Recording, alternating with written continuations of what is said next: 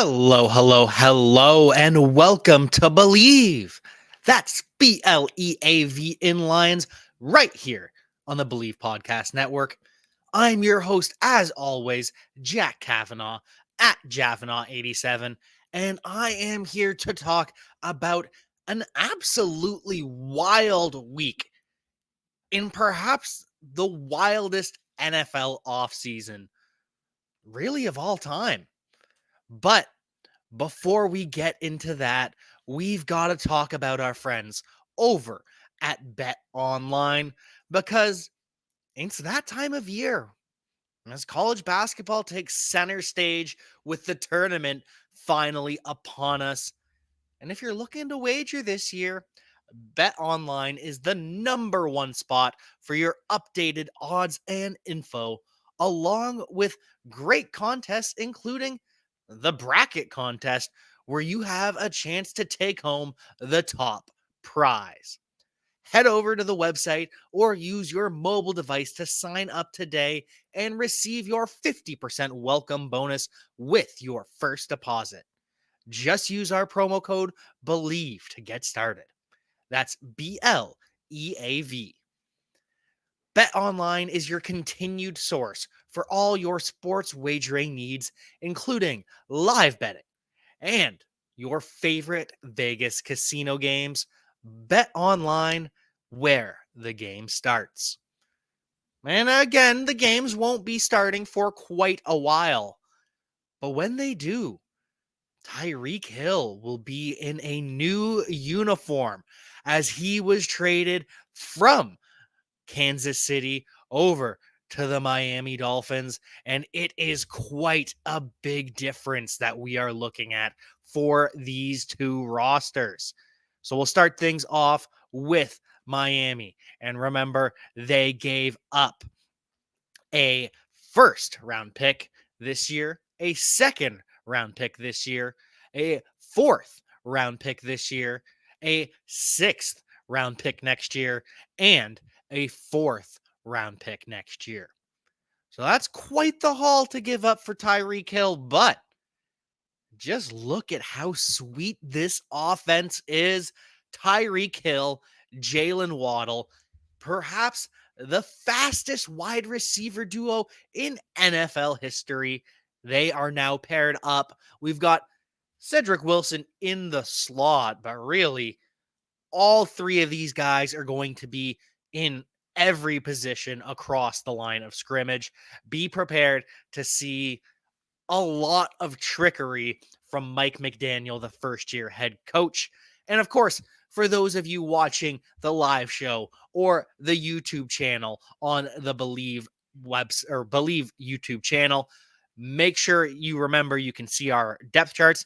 But if you're listening at home on the podcast, got to check out the Bleav YouTube channel to get even more in-depth breakdown. You can see the depth chart live in front of us from our friends over at importantnonsense.com.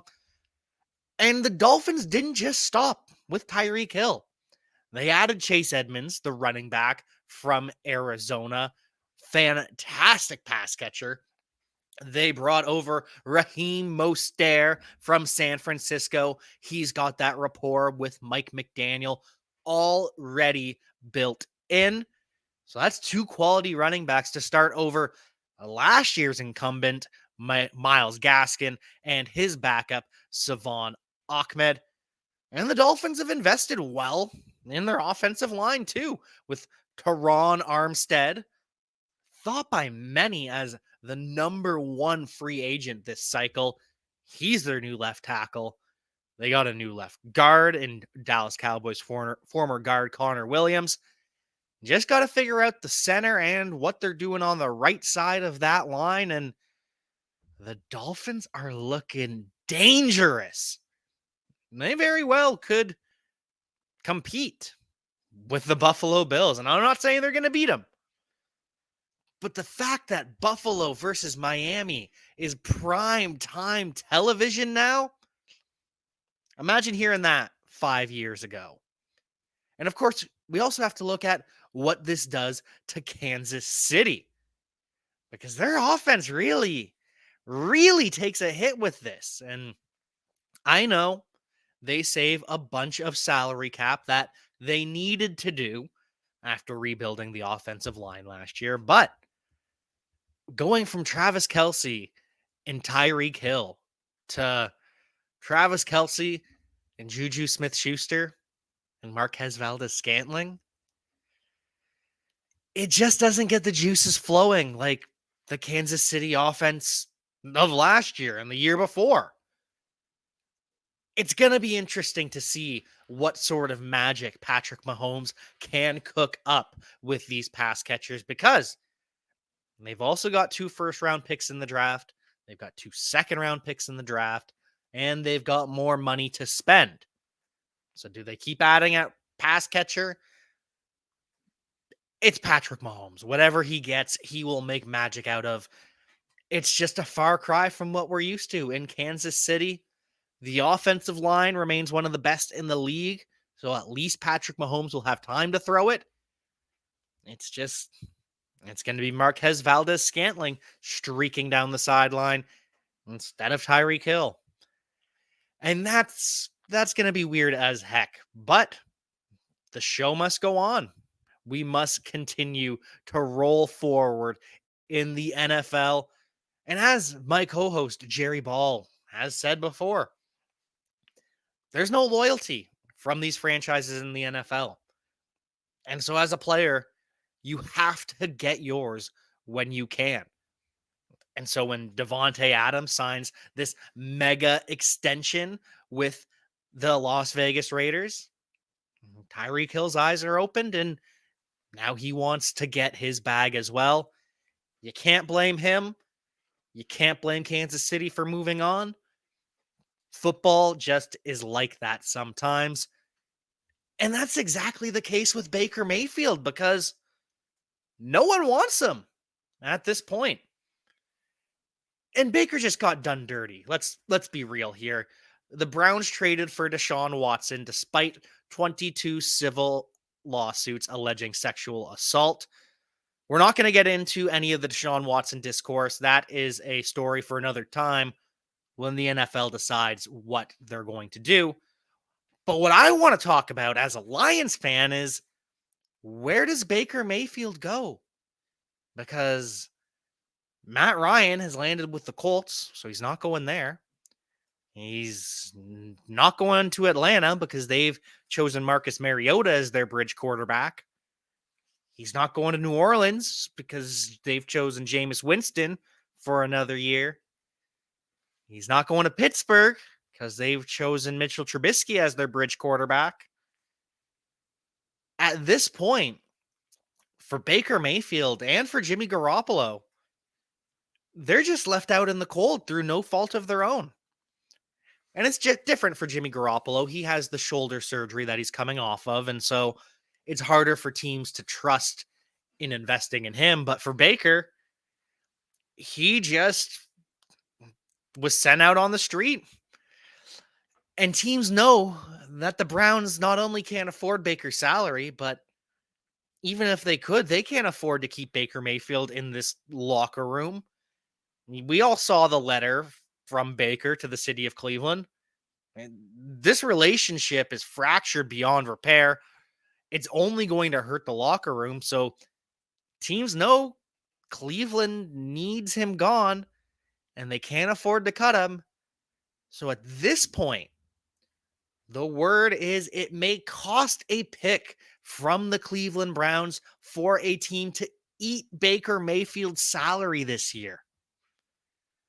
And that's just so far flung from the Baker Mayfield we saw just 2 years ago when he led the Cleveland Browns to the playoffs, when he beat the Pittsburgh Steelers in the playoffs. So why not the Lions? Why shouldn't Detroit take a shot on Baker Mayfield? They already did it with Jared Goff. They let a flamed out first overall pick try to resurrect his career. And after the end of last season, it seems to have worked out pretty well. So why not Baker Mayfield? Because worst case scenario, you've got competition for Jared Goff, and Goff wins, and you say goodbye to Baker Mayfield after next year because he's only on a 1-year contract. Or, better case scenario, Baker Mayfield beats out Jared Goff, and you decide maybe Baker's not the guy for the Lions, but you've still got control of his rights through the franchise tag. You can tag and trade Baker and gain some valuable assets. Or Baker beats out Jared Goff. Baker becomes the starter for the Lions and rebuilds his career in Detroit. So if that's all it's going to take is taking Baker Mayfield's salary for a draft pick where the Browns give the Lions a draft pick, I am all for this. I don't understand how you don't make this move unless the Lions have their eyes locked in on a quarterback in the draft. But if the Lions are open, if they aren't totally settled on this quarterback class this year, and they want some competition for Jared Goff, why not call the Browns up and say, give us a 4th-round pick for Baker Mayfield? We'll take the salary. Because no one wants him. The Panthers are out. It sounds like they might be the ones who go for Jimmy G. There's just nowhere for Baker to go. So why not do some magic, get a draft pick, and maybe you get a quarterback, and at worst case, you move on next year. A couple other offseason moves that have actually happened by the Lions, though, not just figments of my imagination. They signed 2 defenders this week. Number 1, they signed Mike Hughes from Kansas City, who you might remember from the NFC North. He was the 30th overall pick by the Minnesota Vikings back in 2018. Comes out of the University of Central Florida, a little bit small at 5'10", 189 pounds. And then he tore his ACL pretty early in his career and just couldn't put it back together after that in Minnesota. Gets moved this past offseason for a 6th-round pick and plays a lot better with Kansas City. 6 pass breakups, 1 interception, and ends up playing over 500 snaps, almost 600 snaps at outside corner for Kansas City last year. He's very much in the mix for this Lions cornerback position. And there's a wide variety of possible outcomes at corner right now because obviously Amani Oruwariye, the Pro Bowl snub. I will not get over the fact that Amani Oruwariye didn't make the Pro Bowl. He's locked into one of the cornerback slots. Now, CB2, that's completely up in the air because we've got the former 3rd overall pick in Jeff Okudah. We've got him coming off the Achilles tear. So will he be healthy enough to play? Will the Lions bring him along slowly?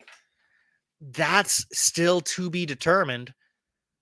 But if he's not healthy, they also have Jerry Jacobs, the undrafted free agent out of Arkansas last year, who balled out before tearing his ACL. So will Jerry Jacobs be brought back slowly for the Lions at corner? They now have the ability to do that with Mike Hughes, possibly the starting cornerback, while these 2 young emerging stars get healthy. And then they've got Ifeatu Melifonwu as well.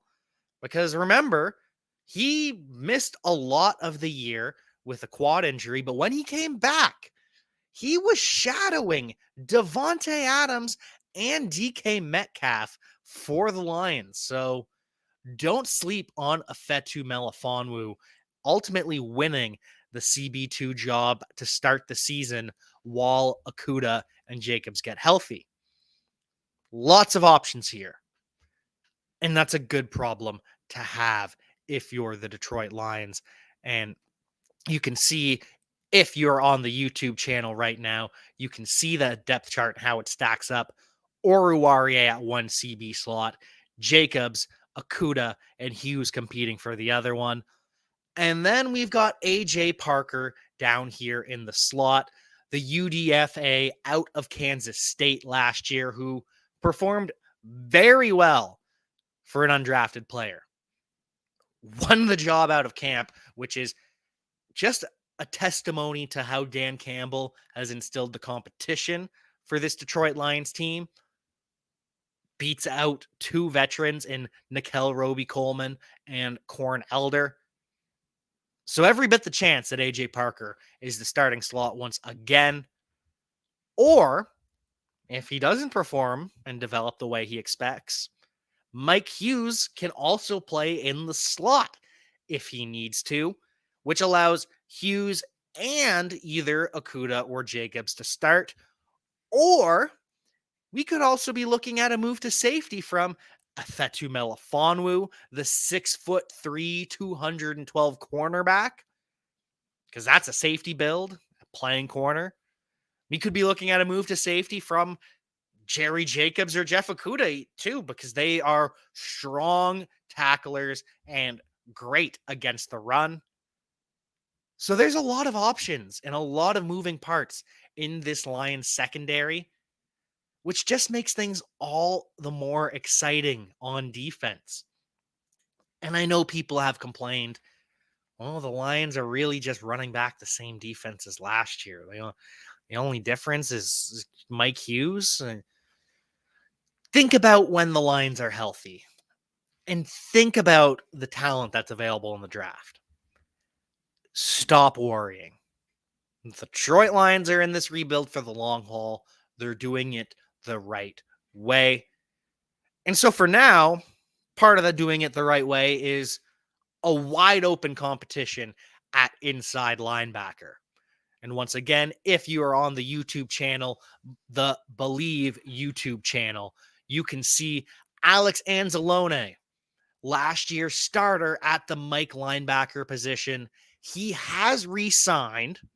He was calling the plays for the defense last year, but the Lions would also be more than happy if he were to move back to that linebacker 3 position that he played in New Orleans with defensive coordinator Aaron Glenn and head coach Dan Campbell. So that's the dream, is that they can find someone to take over that Mike position for Alex Anzalone. Hopefully, it can be Derrick Barnes, last year's 4th round pick out of Purdue. However, Derrick Barnes struggled quite a bit at times last year. Really was not great in coverage, oftentimes a liability, with 4 touchdowns allowed, only 1 sack, as well as a pass rusher. So he was kind of lost as a rookie. But that happens at times. So, to hedge their bets, the Lions have signed Chris Board from Baltimore. And Board was a UDFA out of North Dakota State. The Bisons, as we all know from Trey Lance's days there, and my personal draft crush, the North Dakota State Bisons, Christian Watson, wide receiver this year. Anyways, Chris Board signs from the Baltimore Ravens and is going to be competing for one of these linebacker positions here, because he was a fantastic blitzer with the Ravens, picking up 20 pressures over the past 2 years. And he is a very strong athlete, runs a 4.6, has incredible explosion numbers. So there's no reason that Chris Board can't end up taking one of the starting jobs, likely as the weak side linebacker for the Lions this year, because he's just a good athlete, a great special teams player, and a hard worker, which is something that the Detroit Lions value. So linebacker, even before the draft comes up, it's not looking as bad as a lot of fans want to pretend it does. Derrick Barnes can take another step. Chris Board ultimately might be an upgrade over Jalen Reeves-Maven. And Alex Anzalone might not be a starter anymore. And that's before we get to the draft and the Lions take a Troy Anderson out of Montana State, or they take a Chad Muma out of Wyoming, or they take they're not going to get Devin Lloyd. Let's not kid ourselves, but it's going to be okay on defense for the Lions. I know a lot of people are upset about some of these competitions and some of these return players, but believe in what Brad Holmes is putting together in Detroit. Just believe in Brad Holmes, and it's going to be okay once we get to week 1. Because as I've been saying a lot lately, it is a great time to be a Detroit Lions fan. And it's a great time to try athletic greens as well, because tons of people have people take multivitamins, but it's important to choose one that is top quality. With one delicious scoop of athletic greens, you are absorbing 75 high quality vitamins, minerals, superfoods, probiotics, and adaptogens to start your day right.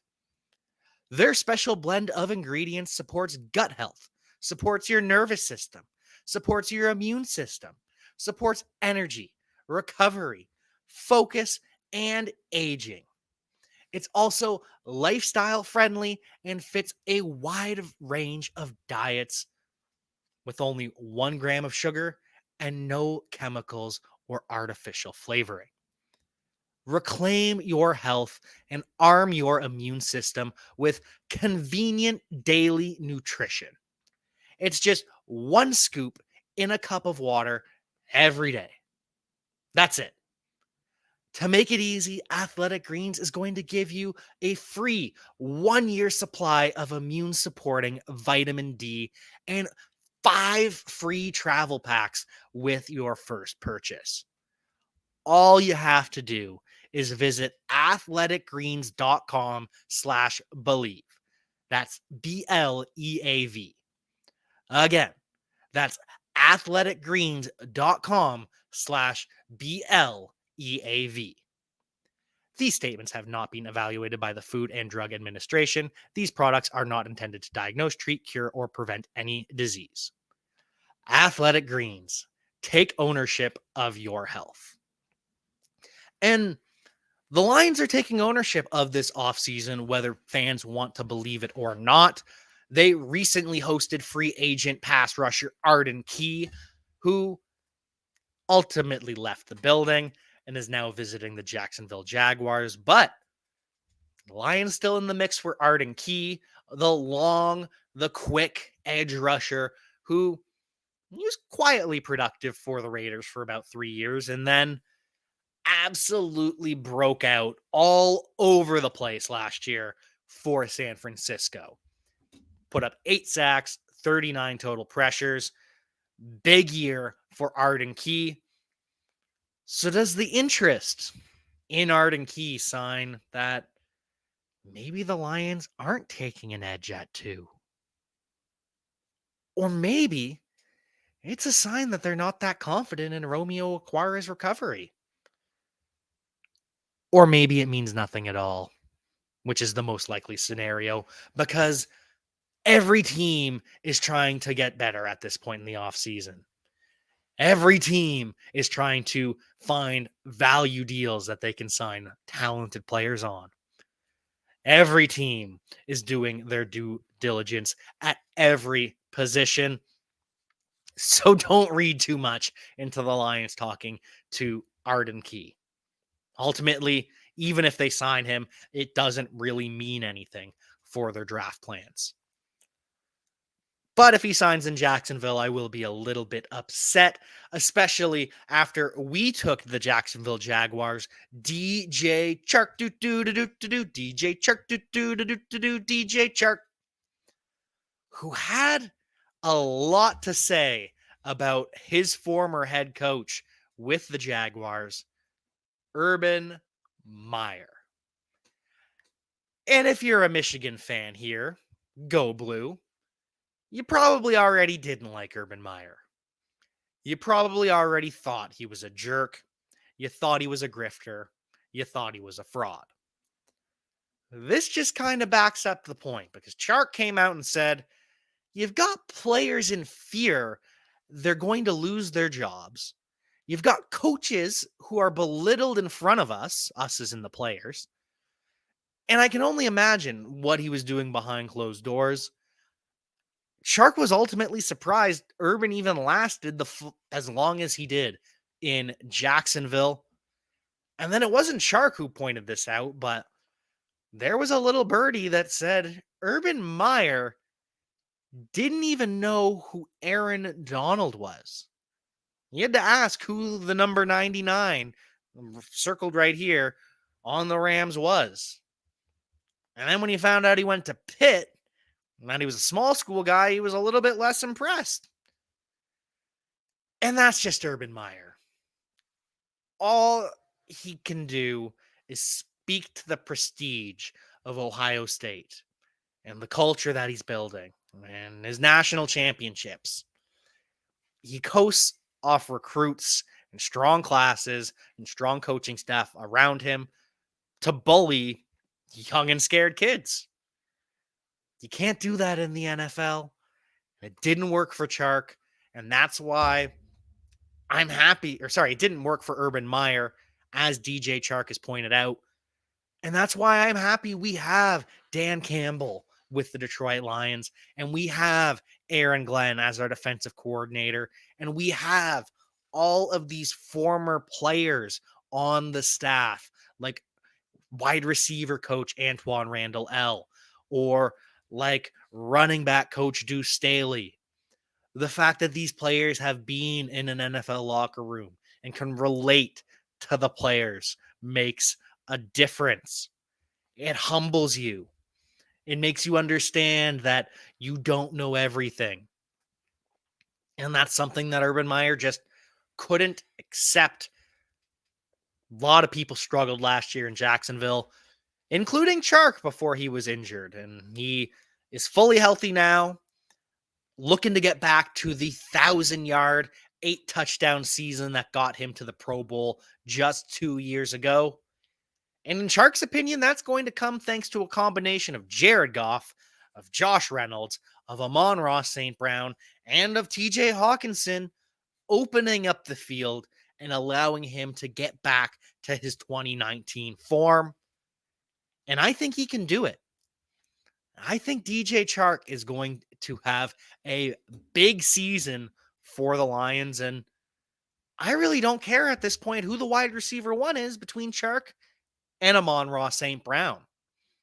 Do you? Does it matter? Because it shouldn't. They're both going to eat. They're both young ascending stars in the NFL. And it really doesn't matter who ends up getting more targets, more receptions, more yards, more touchdowns. I don't care. Because the Lions offense is going to be much better in 2022. And it's going to look a lot different as well, because at Lions Fan Report on Twitter has started to speculate that the Lions might only keep 5 wide receivers this year. Last year, to start the season, they had 6 wide receivers enter the season. But part of that is because they only kept 2 tight ends. They thought that Jason Cabinda, the Lions fullback, could also be tight end 3. And it worked for a long time. And then Cabinda got hurt. And as Dan Campbell said, it really evaporated about a third of the playbook that they just couldn't do anymore because they didn't have anyone to run the plays. So, what did the Lions do? They went out and signed Garrett Griffin from the Saints, who can be a tight end 3, who can be an H-back, a fullback, a tight end 2, even if they need him to. So the Lions now have a tight end, and a backup to Jason Kabinda. They obviously have TJ Hawkinson coming back. And they've got the second-year UDFA out of Notre Dame, Brock Wright, who they like quite a bit. Remember, last season, they cut Darren Fells because they thought, we don't really need him anymore. We can just run with TJ Hawkinson and Brock Wright and Jason Kabinda. And sorry, Darren, but you've been beat out by the UDFA. So I really think that all three of the tight ends on the Lions roster might be locks at this point. Maybe they draft someone and prove me wrong, but I still think three tight ends and a fullback are ultimately going to make the team. Only chance of 6 wide receivers making the team then is if they keep 3 running backs instead of 4. But what does this mean for the wide receiver room? Because we know they're going to draft someone. So Rookie X is a lock for the team. Amon-Ra St. Brown is a lock for the team. DJ Chark doo is a lock for the team. They just re-signed Josh Reynolds, so he's a lock for the team. They just re-signed Khalif Raymond, so I think he's a lock for the team thanks to his return ability. That's already 5 wide receivers here. And that leaves Quintus Cephas on the outside looking in. And I know Quintus Cephas is the fan favorite for a lot of members of One Pride, but he wasn't drafted by Dan Campbell and Brad Holmes. In his lone opportunities to shine last year, he played well and then was hurt. And even if the Lions do keep 6 receivers, Antoine Randall L. has already said he's asked for 2 wide receivers in the draft. So unfortunately, everyone's favorite player out of the University of Wisconsin, and I know, as Michiganders, you don't like Wisconsin players, but Quintus Cephas might be on the outside looking in for this opening day roster. I hope I'm wrong. I really do, but the numbers game just might catch up for the Detroit Lions. And if you're looking to play some numbers, make sure you check out our friends over at Bet Online because they bring you this show each and every week. But that's a lot of news that's been happening around the NFL. The Lions have started to get things going. We've got a lot to get excited about with the draft building up and all of the pro days happening. And so we will be back to talk to you soon about all of these pro days because you've seen Malik Willis ball out. You've seen Kenny Pickett grow a little bit in hand size. You've seen Aiden Hutchinson out bench press Dan freaking Campbell. You've seen a lot, and we're going to get to that soon. But until then, I will see you next time.